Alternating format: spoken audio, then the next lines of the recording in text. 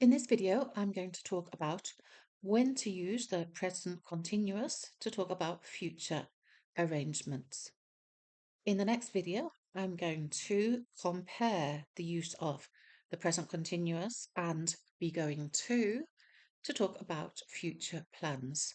I'd like to say a really big thank you to the team at Test English for allowing me to use their material to create videos to put on YouTube. Thank you. Present continuous. We often use the present continuous to talk about the future, especially about future plans when we have decided on a time and a place with other people. We normally use a future time expression, for example, tomorrow, next week at 7 o'clock, etc.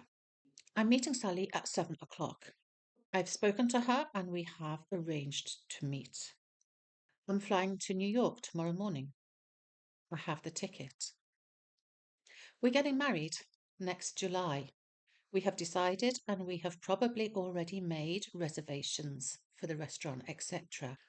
The present continuous for future arrangements is very common with verbs of travelling and when we are meeting people.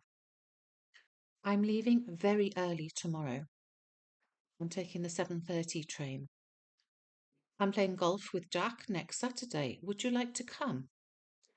I'm seeing the dentist after class. That's all for this video.